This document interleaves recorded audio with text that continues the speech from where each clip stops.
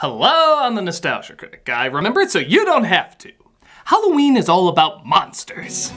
Different looks, different powers, different personalities, and how they interact with others. But we're realizing what's even more interesting than monsters interacting with people is monsters interacting with monsters. What if all those distinct extremist characters came together? Would they get along? Would they fight? Or would they fall somewhere in between? This is an idea that can and has been awesomely exploited. A most amazing idea with some of the world's most amazing monsters is turned into a most amazing snorefest. This is because most of the time is centered around dated effects, fake action, and a main character so bland you could call him bland. Did that analogy seem bland? And it fits the character perfectly! With Dracula, the Wolfman, the Frankenstein monster, Jekyll and Hyde, this should have been a kick-ass thrill ride, but instead feels like skid marks in the Scorpion King's underwear. So, what went wrong with this gritty reboot of Abbott and Costello? We open with the Universal logo, but where's the Dark Universe add-on? Aww, too soon. As we see an angry mob so subtle and believable you'd swear they were from a Count Chocula commercial. There he is! Hit it again! So after my marshmallows! They head towards the Castle Frankenstein in Transylvania. Yeah, all those Germans who hop-skipped over to Romania. As the Doctor has brought his classic monster to life, pleasing his good friend Count Dracula, played by Richard Roxburgh, who's slowly becoming the kiss of death around here. I pity your moment of triumph is being spoiled over a little thing like grave robbery. So Roxburgh, I can't really say is a good Dracula, but he has a lot of fun in this. Honestly, this whole intro is kind of entertaining, in a Sin City meets 13 Ghosts of Scooby-Doo way. Peculiar experiments have made you unwelcome in most of the civilized world. That was my tribute to Monster Squad. Trust me, there'll be a lot more references to that than the Universal movies. Dracula wants the monster for himself, and it seems even Igor has betrayed the good doctor. Igor, help me! You have been so kind to me, Doctor. Caring, thoughtful. And they said they never make another White Chicks. Stay back! You can't kill me, Victor. Oh, my bad. You totally can. Ow. The monster attacks Dracula, though, and carries the doctor to the windmill. But Emotep. Oh, come on. I need a drum beat on that one. Thank you. He's not done yet with him, and his wives try to catch him as the villagers burn down the mill. The monster sums up the movie's existence in one word. Why? Because we hate you. All joking aside, this opening is pretty awesome. It's silly, but it's an over-the-top take on classic monster themes and shadows and angles and gothic melodrama. At first you might think, this is gonna be a lot of fun. But then it goes to color. I think. Actually, why wasn't this whole movie shot in black and white? It just looks like the negative was thrown in the washer with Pinhead's clothes. We're introduced to one of our main characters, played by Kate Beckinsale, Hugh Jackman. Prettiest man I ever saw. Who plays the title role of Van Helsing. They say he's hunting Mr. Hyde, but I don't know. He looks like the big friendly giant's testicle wart. You know, my superiors would like for me to take you alive. Do let's. Donkey! The scene is once again fake and cheesy, but a little bit of fun, as Hyde is swung around Notre Dame, surprisingly not making a bad hunchback joke. Guess they figured Disney would do that. As he transforms back into Jekyll before hitting the ground. Ridley Scott's apology. Did he say Ridley Scott's apology? Ridley Scott's apology. Let Covenant go, buddy. He's never gonna ask for forgiveness for that. That kick-ass Alan Silvestri score picks up again for the Vatican as he enters his secret headquarters. It looks like the Vatican is a giant meeting place of religious leaders who hunt down different monsters all over the world. Oh, is that why so many of the world's religions get along so well? We have kept mankind safe since time immemorial. And now, we need you to go to the east. Was that guy just waiting for the snap like that was his entire job? You are the hunter of monsters, and you are the pusher of buttons. I know it's not as glamorous, but I can't do it. Wait, yes I can. You are fired, pusher of buttons. Lorded over by a certain Count Dracula. He's told to hunt down Dracula by helping the Princess of Gypsies, Anna. For more than 4 centuries, this family... Ooh, I have to get her shampoo. But because he's 00 Slayer, he also needs cool weapons. So we get David Wenham playing a friar named Carl. Friar Carl, isn't that like having a St. Bob? You've never gone after vampires before now, have you? Vampires, gargoyles, warlocks, they're all the same. Oh, well, good to know that Van Helsing doesn't know the difference between a vampire and a gargoyle. Vampires, gargoyles, warlocks, they're all the same. Milk, alcohol, poison, it's all the same to give a baby. That's why you're coming with me. Oh, the hell be damned I am. You're a monk. You shouldn't curse at all. Actually, I'm still just a friar. I can curse all I want. Damn it. You were Faramir. Now you're the embarrassing cartoon designed to make everyone else look cooler by comparison. It's funny because I'll never look like you with my shirt off. Meanwhile, a gypsy prince is left out for bait to catch a werewolf. When things go wrong though, his sister, played by Kate Beckinsale, weirdly typecast as werewolf and vampire hunters, comes in to save him. Ish.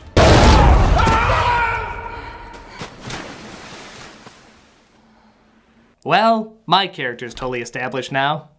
Oh yeah, don't expect a lot of backstory, personality, or even interest out of this person. Much like our main lead, she's just there to do stuff and look good while doing it. The only problem is so many people look good while doing stuff and have charming personalities that the simple act of not smiling doesn't give you a three-dimensional character. You have to talk about things, interesting things, not just shitty plot exposition like this. Why is it so important to kill this Dracula anyway? Because he's the son of the devil. I mean, besides that. Because if we kill him, anything bit... No, that's enough. Do you really need more motivation than that? Welcome to Transylvania. I was just about to do the time warp again. You, turn around. So Van Helsing goes to... I just realized this. A snowy European kingdom in the 1800s to talk to Princess Anna. Disney really is trying to buy everything. But oh no, our two main characters are meeting and we haven't established shit about them. No, really, I don't know a goddamn thing about their desires, personalities, anything. Is the director going to A, give us some insight into their personality? Nah, you know it's B, panic. Yep, they talk for 35 seconds before giving us another goddamn action sequence. Ooh, I'm excited this bland chunk of wood is fighting alongside this dry piece of cardboard. What will the boring one do to save the other boring one? This is like seeing really cool monsters go up against a can of soup. So Dracula's wives attack, and again, they're pretty silly, but at least they have personality. Do you like to fly, Anna? See, that was stupid, but at least I'll remember it. Do you like to fly, Anna? Does she always ask random questions that way? Do you have any twos, Do you like to fly, Anna? Paper or plastic, Do you like to fly, Anna? Daddy, would you like some sausage? Actually, that would fit too well. What is up with the editing, by the way? I swear I'm not tampering with this. It's so rushed and chaotic, I can't even make it out.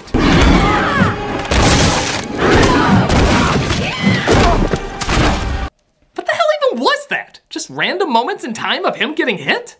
If you don't establish a narrative to the action, we lose interest really quickly. Anyone can just cut to random shots of people being punched.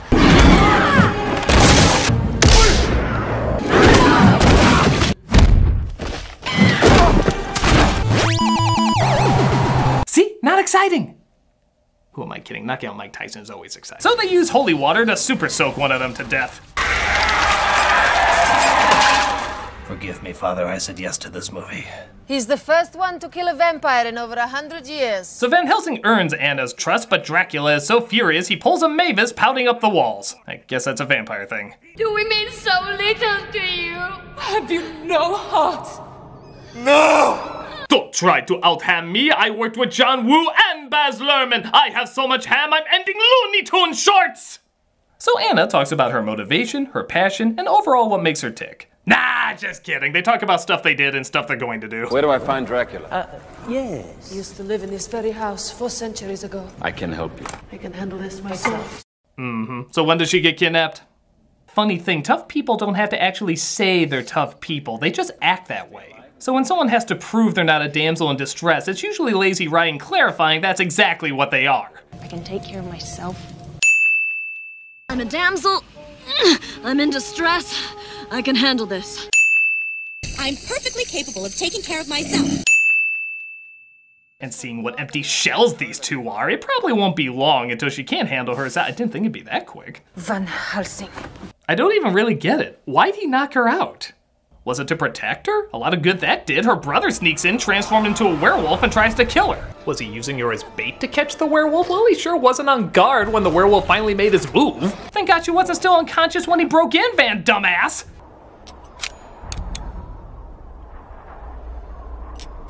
Gee, will a third bullet go in? It did. Why did we focus on that? Too late to be digging graves, isn't it? Never too late to dig graves. So the town undertaker tries to pointlessly kill him. It's just my nature. Haha. But the werewolf attacks and Helsing tries to kill it with Anna stopping him. It's a werewolf. He's gonna kill people. He can't help it. It's not his fault. I know, but he'll do it anyway. Do you understand forgiveness? Yes. So you can forgive me when I kill him. Yeah, to have memories of those you loved and lost is perhaps harder than to have no memories at all. Not that we'll dive into those memories, because then you'd have depth. Let's just go find literal hair of the dog who bit me. But fear not, we have this amazing insight as they chase the wolf to Frankenstein's castle. It's just after that that your father went missing. He was on his way to the sea. I've never been to the sea. I'll bet it's beautiful. Sucks. You know, weird thing, maybe we should talk about personal stuff during personal scenes and strategic stuff during strategic scenes? Not the other goddamn way around? But fine, give us some more information on your fascination with the sea. Werewolves are such a nuisance. I guess it stops there. That's all we needed to have a fascinating character, I guess. So they come across Dracula's Unborn. Well, they're born, they're just dead because he's undead, which means alive, so they should be alive. You know what, I'll just let them explain it. Vampires are the walking dead. It only makes sense that children are born dead. Clear that up. Ladies first. So naturally I'll go first. Where do you get your shampoo, by the way? It looks like Dracula wants to use Frankenstein's technology to bring his offspring to life, and Anna's brother is a slave to his word now, as well as these random guys. Oompa, loompa, doopity dep. At least we're not working for Johnny Depp. The technology seems to work, giving birth to Vampiremon, and they rush the village to feed. Fly, my shitties, fly, fly! Dracula finds Helsing, though, and confronts him. I can tell the character of a man by the sound of his heartbeat. When I approach, I can almost dance. It's the only applause you're gonna get in this movie. Might as well drag it out. You don't remember, do you? Exactly what is it I should be remembering? Horrific scenes of ancient battles past. How do you know me? Because I have a 50-50 chance you're gonna play someone who doesn't know his backstory. Branch out, man! Would you like me to refresh your memory a little? A few details from your sordid past? No, don't show him! It's too horrifying! Oh, what a beautiful morning. Oh, what a... That's not okay! L-A-H-O-M-N. Helsing and Anna escape, and the Bat Babies explode, not having a very long lifespan. It would appear the good doctor took the key to life to his grave. Now let me take a shit here in peace. Wolfie clogged up the toilet again. Our heroes come across the old windmill to hide out in. Okay, cool. Maybe now we're gonna find out more about them. Or the set itself tries to kill them. I really couldn't blame it. Take a guess who they happen to stumble across, though. Actually, to the film's credit, it does follow the book a little more of having the monster actually be intelligent and well-spoken. I guess that's enough to convince Helsing not to kill him. My job is to vanquish evil. This thing, evil may have created it, and evil does not rule it, so I cannot kill it. Well, that didn't seem to stop you when innocent Jekyll was falling to his death. In fact, what did they say about your unnecessary killings? You killed him, didn't you? That's why they get so annoyed. When they ask you to bring someone back, they don't mean as a corpse. I think the monsters actually kill less than your humanitarian ass. So they try to get the monster to Rome to protect him from Dracula. I guess this could be nice. We can find out more about one of literature's most famous characters. Let me go! Where are you going to go? I don't know if you've looked in the mirror lately, but you kind of stick out in the crowd. Please tell me that's not it. Literally dozens of movies have been made about this character, and you're just doing another Disney Pixar action sequence. Because yeah, why have crap like this? And now out of the silence of the night hast brought two of thy lonely children together.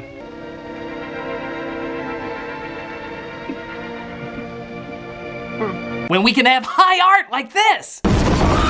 This is the stupidest thing I've ever done, and now is an X-Men Origins Wolverine! After falling down the friggin' longest cliff ever, the monsters are fought off with Anna's brother biting the dust. You killed him! You killed him! Now you know why they call me murderer. That's why they call you murderer, because you kill people. That's the stupidest line in this movie. Oh my god, you've been bitten. Whoa, well, that's a development. Maybe now they'll finally have a conversation about something. Nope. I can handle myself. Christ, this isn't character development or a monster movie or even a movie. It's Steven Sommers playing with his dolls.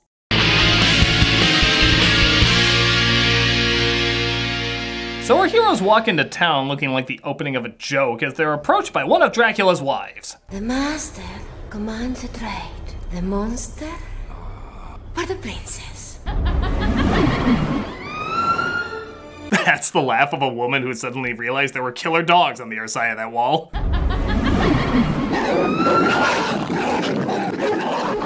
She says there's a masquerade ball where they can make the trade, allowing some of our characters to dress like what they really are. You won't turn into a werewolf until the rising of your first full moon. Even then, you'll still be able to fight Dracula's hold over you until the final stroke of midnight. This whole movie is that blue tart from Skyward Sword who keeps telling you things you have to do. Just let me play the damn game!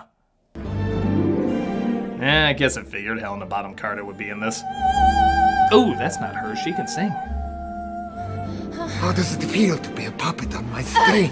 The director asks the performers that every day. You make my skin crawl. And my dubbing sloppy. Look, mister, look! They spot Van Helsing, though, and also reveal they've captured the Frankenstein monster. They manage to rescue Anna, though, and escape into the water. I'll find you! I'll get you back and set you free! I swear to God! Do they know him? Have they talked with him? Who are they to judge? They shared a sentence. If that's what the director considers friendship, I wouldn't be that heartbroken. Even if you somehow kill Dracula, Rome orders you to destroy Frankenstein as well. But Frankenstein is dead. Oh, you mean the monster. Because this movie is so bad, it actually made the common mistake of calling the monster Frankenstein. That's actually kind of amazing for any Frankenstein movie to do. That's like in Breath of the Wild, somebody calling Link Zelda. It's not just a mistake, it's an embarrassing mistake. I'm sorry to keep bringing up Zelda games, by the way. I guess I just feel a lot more for those pixels than these pixels. In fact, I'm still not entirely convinced these two aren't computer generated. So they find out the map Anna's father had in his castle was actually a gateway that leads to Dracula. I don't even care how that works. Funny how the snow goes sideways and yet our hair isn't moving at all. Captain Seven, wait for me.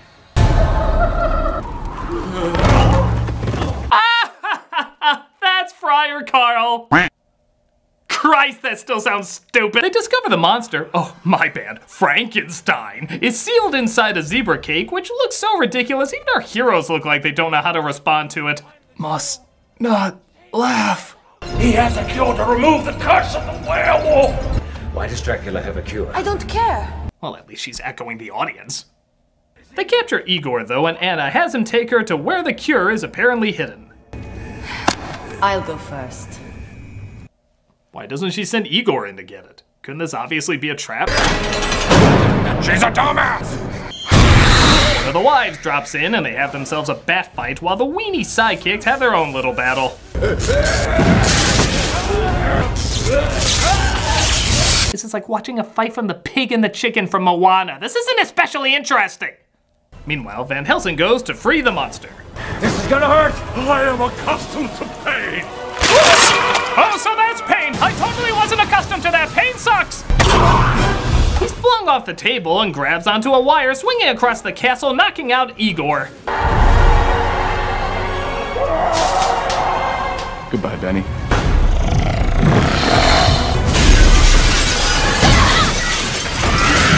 I can handle myself, thank you!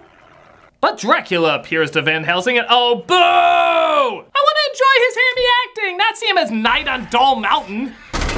But Van Helsing turns into a werewolf, and what should be really cool is so ridiculously fake you'd swear it's a Michael Bay reboot of Hotel Transylvania. Oh, by the way, longest 12 strokes of midnight ever. It must be such a burden to be the left hand of God. Dracula revealed, get this, that Van Helsing was the angel Gabriel who originally killed him. And apparently God erased his memories. 'Cause that's what God does now. I'm pretty sure it's in the Bible, let's see. Yeah, he has Men in Black powers now. I shall give you back your memory. Some things are better left forgotten. I went this whole movie without having an identity. Why start now? He bites Dracula because didn't you know that's the only thing that can kill him? Yeah, they sparkle too. And Anna comes in to stab him with the cure, but the wolf side of him kills her. No!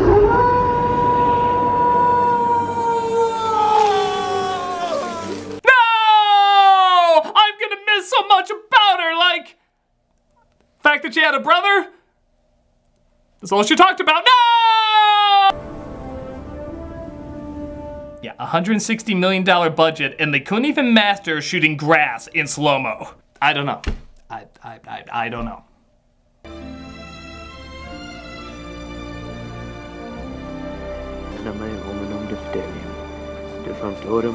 That's Latin for she could handle herself. This dead woman could handle herself. Boy, Frankie's monster got hosed on whatever deal they made. You know, Anna always wanted to see the sea. We never did anything with that, so you're gonna live in the sea now. I don't follow that! Ship ahoy, Frankie. So Anna's spirit, I guess he's united with her family. But it looks so corny, I keep expecting to see Elvis from the end of Hot Shots up there.